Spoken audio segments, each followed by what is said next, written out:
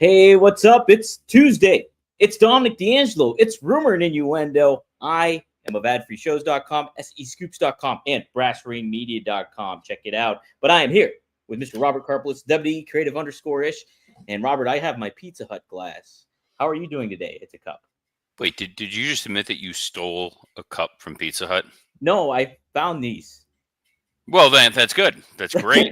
I was worried there for a moment that you may have absconded and admitted to a heinous crime. Mm-hmm. But it's Tuesday. Glad to be here for Rumor and Innuendo. We'll say hi to some of the folks joining us here today. Hey, E says was up. So clearly it's a day of the week. Willie Thornbrew says being the OTC is good work if you can get it. I don't know. He still had to go to Birmingham, Alabama. Wow, good points. Yeah. So Dre Owens, happy Tuesday. Bailey versus Lyra was very good. Completely agree. EM says Naomi's comment was hilarious. Not quite sure what comment that was, but sure. And Mark Marin, not that Mark Marin, the one with two R's, said, I made it. Another beautiful day in the Northeast. Love it. Wrestling Old Head also has a great wrestling streak continues. Yes, great wrestling streak continues. Raw last night was a great exercise in pivot. Yes, it was, Robert. Explain a little bit. Give your context to all that. Well, there was this guy named Seth Rollins. I believe his middle name is Freakin. He was injured at Saturday night's main event. They had to move things into a different direction. And rather than us coming here today on a Tuesday saying, woe is me, what is going to happen at SummerSlam? There's no Seth Rollins. They're directionless. They're rudderless. They're in trouble. It's, hey, we're getting Gunther and CM Punk. And good news, Roman Reigns is back. Right. So WWE always good at that kind of pivot. You know, for the longest time, there, in case of emergency, break glass was Brock Lesnar. Right. Now, seems to be Roman Reigns. So do you think even if Seth didn't get hurt, Roman wouldn't have showed up last night? My suspicion was that Roman Reigns was probably tapped to return at Saturday night's main event in some form or fashion. I don't think that this came totally out of nowhere, or if it wasn't going to be Saturday's main event, that it was always planned for Raw. Roman is not a guy who just, hey, you give him a call and he's going to be there that afternoon. There's a couple of factors at play when it comes to Roman Reigns. Number one, his schedule. He does have a lot of things going on outside of the direct realm of WWE. I think he's actually part of the Street Fighter movie. Yes, if memory serves me correctly. Number two, you want to make sure that he's in ready to go condition. You know, he hasn't wrestled since WrestleMania, and that was back in April. Here we are in July. Obviously, you're going to be in good shape, but there's good shape and there's TV ready shape. And we know that he does have an underlying health condition, which means you want to make sure that you're screened and checked and ready to go. So I'm sure this was in the works in some way for a while. There had been some rumors that it was going to be Roman Reigns and Braun Breaker at SummerSlam. That Scott Chaplin had talked about that a couple times. So now it kind of feels like we're going to get some sort of a tag team situation with Roman and Jey Uso versus Braun Breaker and Bronson Reed. Perhaps. Yeah, I was curious about that when the show was closing out, what they were going to go do, if it's going to be straight up Braun and Roman, or if they were going to do tag action. I'm almost a little skeptical on maybe having another tag match because you already have Randy Orton and Jelly Roll with Drew and Logan Paul. 2 nights, my man. Two Good nights. Point. Good point. So we now have some answers as to what we are going to be getting at SummerSlam. You know, we didn't get a chance to cover Evolution yesterday. So you know what Hunter did? You know what Paul Levesque did? Said, good news, I'm going to give you an hour and 45 minutes of Evolution Part 2 on Monday Night Raw. He sure did do that. Real quick, Robert, since we didn't get to cover it yesterday, what was your big takeaways from Evolution 2 and favorite matches? Well, I'd need to pull up the Here, I can pull it up. It's all right. That's why I'm here. Okay. I Evolution Just 2020? best producer biz. I was on the ball. I thought you would have had it up and ready to go, but we're good. As Wikipedia tries to ask me for more money, I'm on a different computer than normal. Otherwise, I'd have my notes up. So it opened with that Becky Bailey Lyra Valkyria triple threat match, which I thought was a very strong match, and did leave you with the idea of, you know what, I would love to see either version of Becky versus Bailey or Becky versus Lyra. WWE clearly telegraphed that, picked up on it, and that was the takeaway we had. Lyra Valkyria has been building a tremendous amount of momentum. She Yeah. really is one of those NXT success stories when it didn't feel like it was going that way when she first got called up. Mm-hmm. Right. I think it's been a developing process. To make an NFL comparison, she's kind of like a Lamar Jackson. She seemed like a late pick in the first round of everything, and you got to develop that project. And she's coming into her own right now. I think that was evident at Evolution, and then I think it was evident on Raw this yesterday too. As Well, at first she was just sort of, she's a bird, but she's also a person, and they were just like, well, you kind of sound like Becky Lynch, so we're going to make you the new Becky Lynch Jr. And over time, she's come into her own, and part of that has been delivering strong in the ring. Mm-hmm.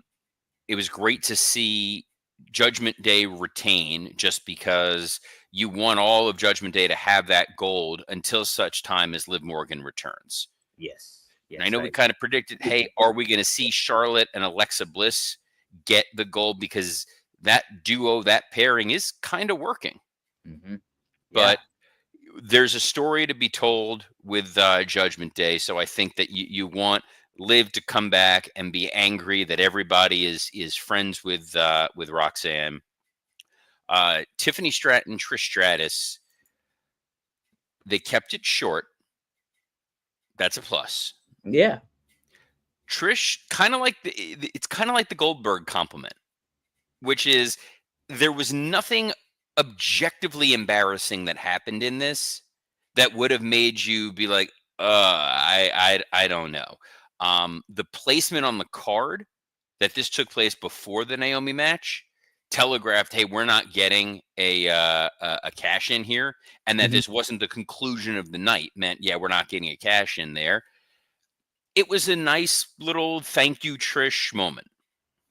Right. I thought it was good. For what it was, I appreciate it. I thought Trish did a very good job at, still looking relevant, still being credible enough in the ring. And Tiffany is amazing. So I like the finish too, that Tiffany got the clean win against her. Yes. Jade Cargill, Naomi with Bianca Belair as a special guest referee. Mm-hmm.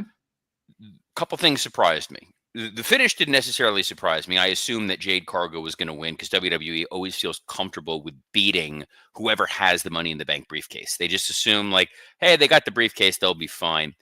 The insertion of Bianca Belair into this as the special guest referee was sort of surprising because she's definitely not impartial. Mm-hmm. And it felt like we were telegraphing a Bianca heel turn to reveal that her and Naomi have been working together this whole time. And we didn't get that. Right. So maybe there'll be falling action this week on SmackDown, but that was a part of the match it was like Chekhov's Belair. Why is Bianca there? What's happening? We didn't get an answer. The Evolution Battle Royal. Mm-hmm. It's tough because we did have the Casino Gauntlet Battle Royal on Saturday on the women's side, which I thought was excellent. This was a very good match. Battle Royals are tough. They are. You have a long line of entrances, which kind of depletes the crowd a little bit. And then everybody's all bottled up at the same time. I've talked to a number of wrestlers over the years. The thing they hate the most are Battle Royals because you don't want to accidentally move your arm or move your leg and hit somebody and cause any kind of actual injury or damage. So you're kind of confined. You can't really move around. The way they generally do that is you have an order of things. So this person's going to go. When you see them go, that means you're next. Mm-hmm. So it's a lot of people trying to pay attention to their spots, stay out of the way, and monitor everything else that's going on. It's a little bit of air traffic control-ish. Stephanie Vaquer, I always say it wrong. You got it. Second time's a charm. Second time. Yeah, Vaquer. she's an absolute star. Friend of the show, Kevin Kellum, just did a piece on that for Sportskeeda. We got to get Big Kev back on soon to promote his show that's coming up in August in Chicago. Listen, Robert, real quick though, this was one of my favorite battle royals I think I've ever seen. I liked it. I thought it was great too. The problem is when you have 2 days in a row of essentially 3 battle royals total. I mean, the Casino Gauntlet's more of a Royal Rumble, but you get my drift. Right. Yeah, but I liked it. I thought certain stars got to highlight themselves, and stars we weren't very much attuned to. If you don't follow NXT, they got their moment in the sun. I thought Kalani Jordan had an amazing, fun spot too that made her relevant, and so everybody got a little bit of showcase. And I think the rightful person she did. Ending with Last Legend as opposed to Nia, who's always sort of the anchor in those. Nikki Bella getting eliminated and not being in the final. And I thought it was going to probably be Nikki simply because we didn't know what we were getting in that main event. Right. And dare I say, top 3 match of the weekend. Ooh. Io Sky and Rhea Ripley? Io Sky and Rhea Ripley for me was a top 3 match of the weekend.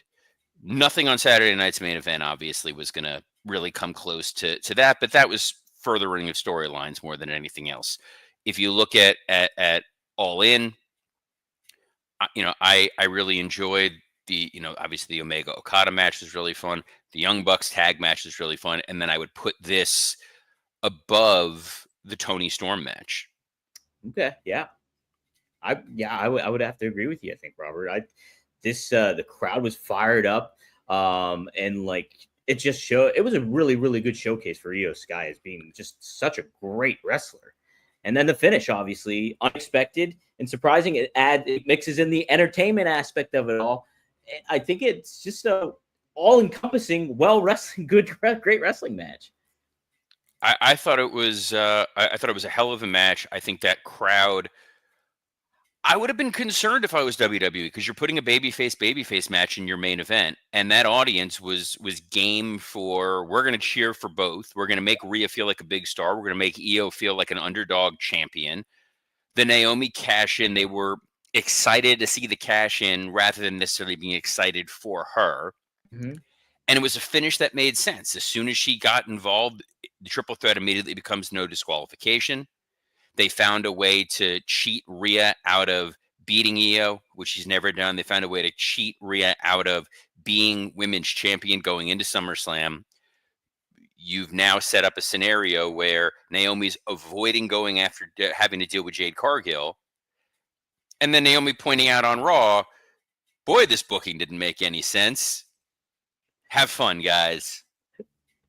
Look, I think it was the event of the weekend was Evolution 2. And they didn't need all that promotion. They didn't need, anything to really hype it or, of course that would help. But I think they were confident in what those women could do on the card and them closing out the whole weekend. And they sure did it, I think, Robert. Yeah, I thought this was, I thought it was really strong. It was a good way to end the weekend. And it felt like it gave you the feel that you wanted, which was, this was not a great women's PLE. This was a great PLE. Yeah. And you kind of forgot that it was a novelty show in the same way in watching Raw. You forgot that it was almost all women's matches and storylines for the vast majority of it, simply because they were compelling. They were moving the story forward, and everybody felt to some degree like a star. Yeah, 100%. And hey, speaking of, Naomi kicked off Raw. She's your new women's world champion after cashing it in. And she cut a promo. It was fun. And then Rhea Ripley comes out. So does Io Sky. And Adam Pearce comes out too and interject himself in the segment.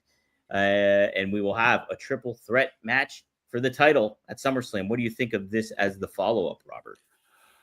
Yeah, that seems like the logical next step. Again, another triple threat match means that it's not only a women's title match, it's a no disqualification match, which makes it a unique novelty for SummerSlam. I wouldn't be surprised if there's not a push to make this one of the main events. Yeah, the lack of a Rhea Ripley main event at WrestleMania, I thought was somewhat damning. Mm-hmm. It's a good point. And it's the best they can come up with. Just as Brian McDonald here says, Robert, I just want to say that I find your WWE coverage very creative-ish, and then apologize. Sorry, that's the best I can come up with. It's what we got. We're good. What I thought was also really good was Naomi acknowledging the crowd is cheering, because I think they're just excited. Hey, there's a new champion. She's there. And then her being like, nope, I hate you all. Nah. And then shifting immediately back to Rhea and Io, who's constantly the, don't forget about me. Yeah. Rhea's really good. I mean, Rhea's good on the mic, but Naomi's really good on the mic. I like her a lot. EM clarifies that this segment was where Naomi made the comment to Io, the "I don't understand what you're saying" comment. Yeah. Yes. Sometimes they do treat Io like Groot, where some people can understand what she's saying and some people can't. Well, the women's matches carry on as we had Kabuki Warriors taking on the Judgment Day. It's the Judgment Day getting the win after a little bit of help with Raquel Rodriguez and Roxanne Perez. Perez gets the win against Asuka, the pin win. What do you think of this match to kick things off for Raw? This was a good match. I think that it felt like there was a way, if this was non-title, you could have had the Kabuki Warriors win to get a rematch for it. But instead, it's the idea that Roxanne and Raquel are finding a way to work together, that they won in unity of cheating, which was okay. Kabuki Warriors, if they would have won, it's like, okay, but then what? Right. Then it would have made that four-way the night before feel moot. But the fact that they were not involved in the pin, that it was the NXT team that wound up getting beaten, frees up the possibility that you could get to an Alexa and Charlotte versus Judgment Day match at some point. Kabuki got their rematch, for lack of a better term. Now we can go someplace else with it. I didn't mind Raquel a little late on getting the foot up to help proper, but it furthered that, and it also furthered the Dominic Mysterio doctor's note stuff with AJ Styles. I'm really enjoying that.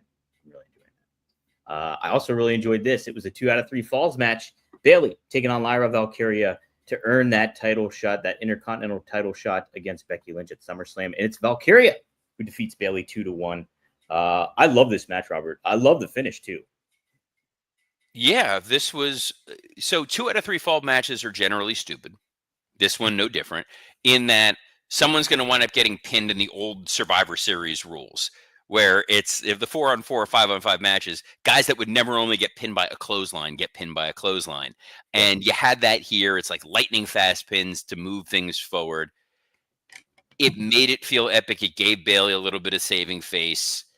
I think they really turned it up. Cole goes so over the top with his ebullient love of Lyra Valkyria. It is kind of funny, but this was a good match. It was a good finish. I think Lyra and Becky at SummerSlam is a good match, and definitely fuels Bayley's further, like, I'm not getting my revenge on Becky like I want to get. I'm not getting a match on SummerSlam. I'm gonna burn the world down in some form or fashion. Yeah. I'm enjoying this. I'm intrigued to see where it goes. How about Becky coming out in the red and yellow too? Hold on, Devin Dowling, continuing his hot streak of bad takes, says every world championship match. I don't know what that is. Every world championship match should be 2 out of 3 falls. What every old school wrestling fan says. No. Next thing you know, you're going to want to bring back a judge's table. Don't want that. Yeah. Robert, next up, we had another women's match. It was Nikki Bella, Chelsea Green. Nikki Bella gets the win here. Pretty fun stuff. Secret Service, I enjoy a lot. The spotlight's been on Piper Niven too. I like what they're doing with her too. Piper Niven's fantastic, and I think that yes, the Secret Hervis situation. By the way, Hervis definitely sounds like the last name of like an offensive coordinator for the Arkansas Razorbacks. I was thinking it was almost like an annoying little brother like Ferguson, and Clarissa explains it all. Well, Ferguson's Ferguson, but Coach Hervis had the following to say. Well, we gave our all in there against Clemson. They're a tough team. They're tough folks, and we're going to get them next time. We're going to learn. I'm talking the way your sleeves would. You leave Conrad alone. I said enough mean things about Birmingham last night, which mainly just comes from my being a Gator and disliking, Alabama. Anyway, this was a good way to ensure that Stephanie Vaquer is going to be in the spotlight going forward, because clearly she's going to be married to Nikki Bella for a little bit. Maybe even they bring in Brie Bella and we get a 6-woman tag to go up against Chelsea and Alba Fire and Piper Niven. I'd be all for that. I'd be all for that. Hey, I was all for this Gunther promo. He's great. I enjoy him. And I was all for Paul Heyman and Braun Breaker confronting him and teasing something that could happen, but ultimately did. I love how Gunther's has now shifted solely into feuding with Jews. First Goldberg, now Paul Heyman. This was a great little promo to highlight, again, the pivot. We saw it a little earlier in the night with a Paul Heyman backstage segment where Jackie Redmond was asking for an update on Seth, and it was, we'll find out about Seth. Let's talk about Braun Breaker. Let's talk about how great Braun Breaker is. Braun Breaker is the next big thing. Braun Breaker is the guy who rules the yard. He's the big dog. Like, he's a Steiner. They're clearly shifting the spotlight to look at these great young guys that we have, and then him confronting Gunther all of a sudden made you realize Braun Breaker and Gunther is something we would happily sit down and watch. Oh, 100%. Definitely. Even at SummerSlam would have been great too, I think. It would have been great, but I think, when you have Gunther being an evil heel and you have Paul Heyman being an evil heel, like, they're both just being dicks. And guys, hey, when you enter the room dick first. Blue Chew isn't just a tablet. It's a cheat code for your crotch. Stronger, harder, longer lasting, like someone gave your downstairs a pep talk and a gym membership. Blue Chew is what was that? Coach Hervis did. Blue Chew is the original brand offering chewable tablets for better sex. Listen to Coach Hervis, guys. It isn't just about performance. It's about legacy, or third legacy. Give her group chat something to talk about. When you lay it down, they're talking about how it gets up. Nothing makes you more of a legend than a little Blue Chew. Discover your options at BlueChew.com. We've got a special deal for our listeners. As always, get your first month of Blue Chew free. Just use promo code RUMOR at checkout and pay $5 for shipping. That's it. Join Blue Chew's mission to upgrade humanity one thrust at a time. Head to BlueChew.com for more details and important safety information. And we thank Blue Chew for sponsoring this episode of Rumor and Innuendo. Blue Chew is certainly what you need if you're going to be running the gauntlet.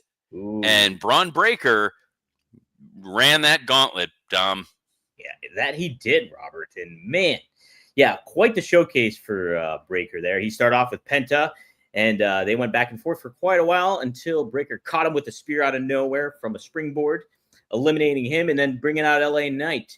Real quick, what did you think of the in-between between Penta and Braun? What do you think this signifies for Penta, if anything? Is there concern there?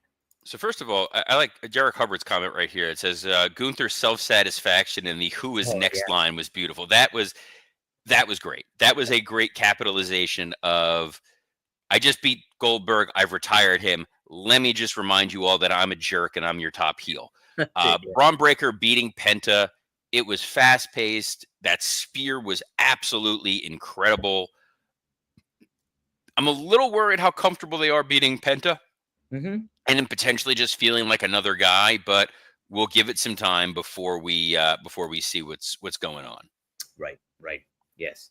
And then we had LA Knight. Yeah, we did. Yeah, you know what happened there? They beat him. They beat him. Quick, clean, decisive. Yeah. There was a tiny kernel of fear on my part that they were going to say, you know what? LA Knight did just beat Seth Rollins. Maybe we ride the hot hand and we do LA Knight and Gunther. And thankfully, someone took the ether rag away from Hunter and that giant nose.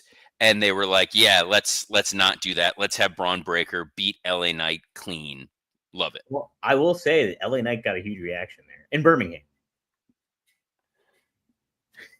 Yeah. Well, people are dumb. Case in point, Wrestling Old Head says, did you hear that Dave Meltzer calls to question the validity of Seth's injury? Yeah, I heard that. What is Meltzer doing? I don't know. What's like, because here's the reason why that is remarkably stupid. if Seth were to if they were to stage that Seth Rollins injury right then and there in that match, you've now taken the Money in the Bank briefcase off the table, which potentially could have had people tune out of Saturday night's main event. There were people that may have been tuning in thinking we're going to maybe see Seth Rollins cash in later on. But the fact that it ended in such an uncomfortable way, and then you got that quick LA Knight pinfall, and that there was no follow-up for LA Knight the next night or on Monday night where he's like, I beat Seth and now I'm the number one contender. I think Dave has gotten the ether rag. Well, did you hear there was speculation that this was a red herring kind of injury where Seth actually got hurt a little bit ago, and they decided to use this to get away from it, and then he'll be a surprise later on. Earlier on, he'll cash in much earlier than expected, obviously, because we'll think he'll be out for a long time, but not really the case. It seemed like a tangled web that got woven. Jey Uso took on Braun Breaker. I can't deal with we don't have time for Meltzer insanity right now. Jey Uso took on Braun Breaker. This is where all of a sudden they were like, oh, by the way, this is all no disqualification. Yeah. And I was like, oh, that's kind of neat. Nice use of Bronson Reed to get out of the having to beat Jey Uso without really beating Jey Uso. And for a half second, you're a little worried too of like, oh, are they just making Jey Uso another guy until we got to the finish? Yes. Bronson Reed interfered and cost him the chance at that. So out comes CM Punk. He's the final entrant. And these two go back and forth. And yes, Bronson gets involved yet again. But CM Punk perseveres and takes out Braun Breaker, gets the pinfall win. Robert, it's going to be CM Punk versus Gunther. SummerSlam. Do you like it? I do. I think that was what I had suggested yesterday as a possible outcome of this. It feels like a big-time match at SummerSlam.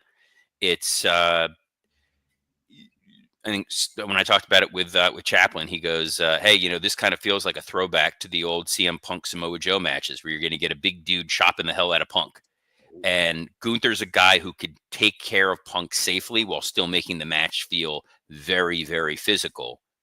And there is a scenario where if Rollins is out and injured, where you're thinking, hey, maybe we finally give Punk a world title win here, and we see what we get with Punk going forward, where it's Punk feuding with the evil, dangerous alliance. But the good thing is not our decision that we have to worry about. The only thing we have to worry about is being here every Monday through Friday at noon Eastern. And tomorrow, remember, Justin Barrasso will be joining Rumor and Innuendo for his Wednesday Ombudsman take on things. But you can catch us every Monday through Friday at noon Eastern on a plethora of platforms, including WWE Creative_ish X account, the @SE Scoops X account, the @Dominic D'Angelo X account, and on YouTube on Rumor and Innuendo and ad-free shows. So on behalf of the guy who looks like the Todd from Scrubs, Dominic D'Angelo, I'm Robert Karpolis. Best of luck in your future endeavors.